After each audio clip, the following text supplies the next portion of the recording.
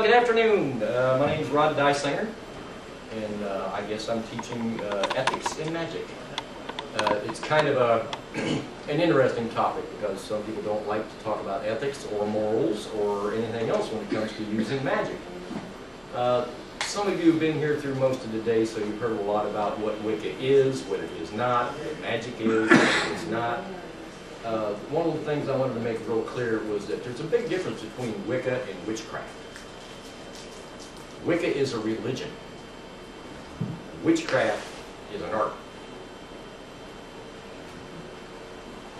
And let me see, how can I explain it? Are there anybody here in a union? Does a credit union count? I think it means a labor union. Like a labor union. What union? CWA. It's a telecommunications union. Okay. Now, do you have to belong to that union to understand the technology? No. So you could have somebody that wasn't in your union actually do the job? Not in Illinois. Not in Illinois. Good union. The difference between Wicca and witchcraft is very similar. A lot of people can practice witchcraft without being bound by the rules of the union. Those of us that do adhere to the Wiccan religion, we have certain boundaries that we place upon ourselves, and we have beliefs about why these boundaries exist. A few minutes ago, Ed played a piece of video from Lady Crystal about what magic is. And it's effectively using energy, tapping into the energy around us, and affecting changes in reality. We do it all the time. Earlier today, you were talking to Ed was in here talking and explaining some of the things. You know, way back when a caveman accidentally struck two rocks together and lit some dry wood on fire, and he discovered, my, look what I can do. Everybody else would have taken that as magic, because you just don't pick up any two rocks, and you can't burn wet wood. So you had to learn the right combination of which stones and what wood and how to do it. And if you were smart enough or learned how to do that, then you knew magic and everybody else couldn't do that. They'd have to come to you. 300 years ago, if you walked into your living room and reached over and flipped that switch on the wall and made light come on, you've been burned at the stake. Because you created magic. You manipulated energy. We manipulate energy all the time. You can do it physically, mentally, emotionally. You ever notice how you can affect the emotions of other people in the room? Politicians do it all. Politicians do it all the time. Go to a funeral. You ever see anybody sitting around laughing their brains out at the funeral? Not often. Yeah, I have. Always something. Obviously, you've been to a funeral in my family. A lot of things that are present now that we call technology, that we call there's even unions for, 300 years ago would have been called magic. Because a person needed specific knowledge in specific areas to make things happen. For me, the biggest difference between science and magic is that science sits down and figures out, why does this happen? Now, personally, I'm of the take two stones, whack them together, and make a fire, and I never really care why. I want the results. I don't need the science in between. I'm also one of them kind of people that, when you flip the light switch and nothing happens, Flip it off again. what do you do? You flip it off again. It's like, why isn't this working? Something wrong with me. Then you call the union and have them come and rewire. And all you really need was a new light bulb. But that's all part of the science and everything about it.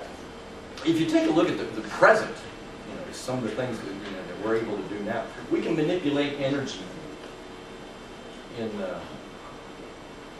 millions of different ways. We can transmit tons of information instantly. I'm old enough to remember when a computer would not fit in this room.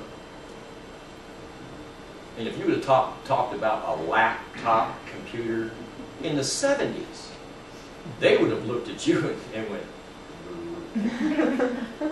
they've been pumping you full of good drugs. Because the technology didn't exist. It does now. Can you imagine where we'll be in another 100 years? In another 50 years? We have hybrid cars now. We've got cars out there now that practically burn on water. Who'd thunk it?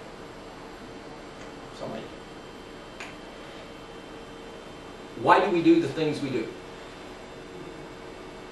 Why do we flip the switch for the light? Because we expect it to happen, and when it doesn't happen, Well, we go, huh? we want it to happen.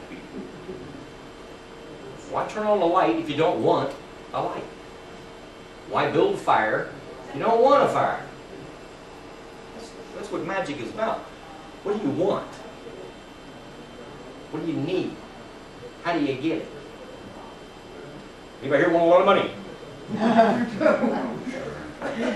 run down to the bank, tell them you want a bucket of money. You might get it. no. You might get a lot more than you bargained for. Why? One, it's not yours. And it's illegal, immoral, unethical, whichever you want to place it, to do that. Taking something that's not yours. Magic is a lot like that. What do you want? What do you need? And are you entitled to it?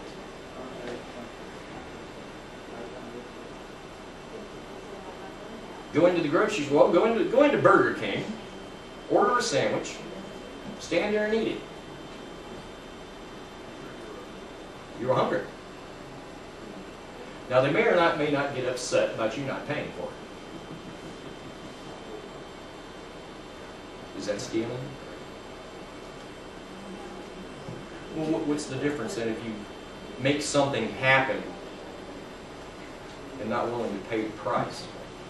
Part of what we believe in is the personal responsibility.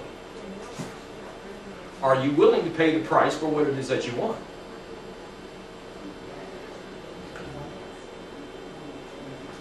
Law of checks about karma. We all know about karma.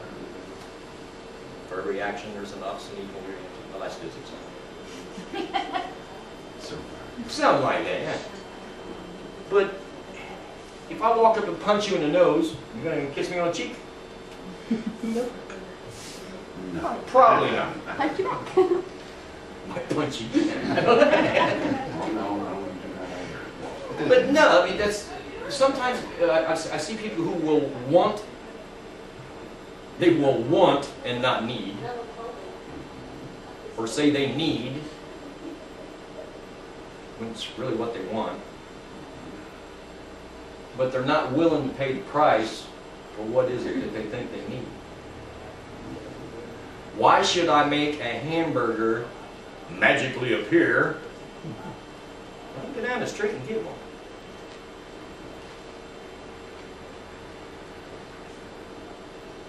And why would the powers that be give me the damn hamburger when they can, you know, go down the street and get your own? Anybody here a fan of Bill Cosby? Old Bill Cosby. The stand-up comic, yeah. He did a skit one time called Noah. You Yeah. guys remember it or not? Oh, yeah. About the discussion between Noah and God. That was hilarious. But it made a very good point.